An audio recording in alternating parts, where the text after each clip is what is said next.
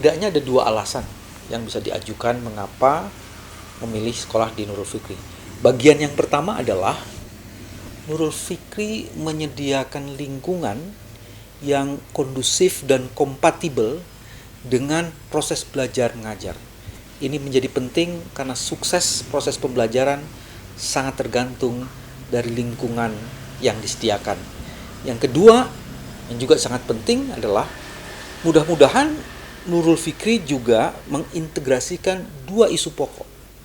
Tidak hanya hard kompetensi yang dibentuk, tapi juga soft kompetensi. Jadi, anak-anak Nurul Fikri insya Allah tidak hanya cerdas, tapi akhlaknya bagus dan adabnya juga keren.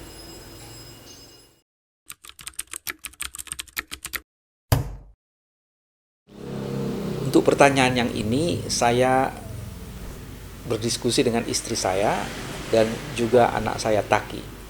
Apa yang menarik dari sini?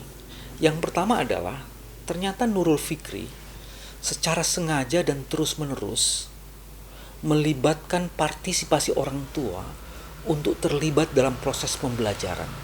Dan ini sebenarnya sebuah kesadaran karena tanggung jawab proses pembelajaran ini tidak hanya pada guru dan sekolah, tapi di sisi yang lainnya ini juga sebuah kesadaran untuk mendorong kolaborasi, sinergi yang kuat antara seluruh stakeholder untuk mendorong proses pembelajaran jauh lebih baik.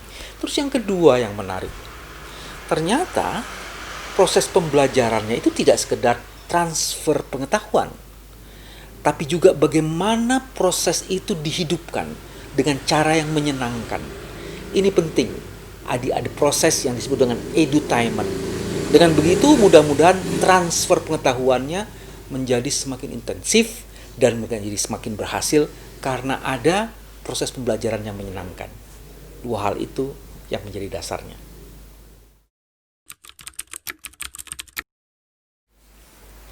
Kalau mau dikulik, NF itu artinya adalah cahaya pikiran.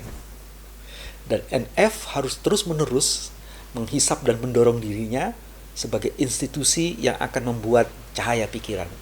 Ada 3-4 hal penting di titik ini. Bagian yang pertama adalah bagaimana mendorong. Anak-anak di NF adalah para pembelajar sejati. Karena hanya para pembelajar sejatilah yang akan bisa menaklukkan dunia dan akhirat. Yang kedua, yang perlu dibangun adalah karakter.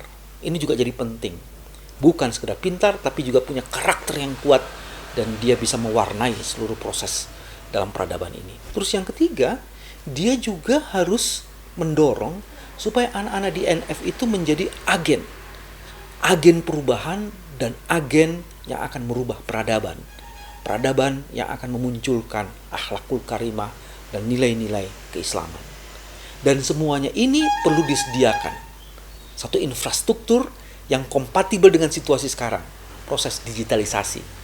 Dan mudah-mudahan dengan cara begitu, Nurul Fikri akan menghidupkan proses pembelajaran dan menghidupkan proses pembelajaran ini menjadi kekuatan karena membentuk karakter, menjadi pembelajar sejati, dan mendorong anak-anaknya menjadi agen perubahan untuk peradaban yang berpijak dan berpujuk pada kepentingan kemaslahatan dan nilai-nilai Islam. Assalamualaikum warahmatullahi wabarakatuh.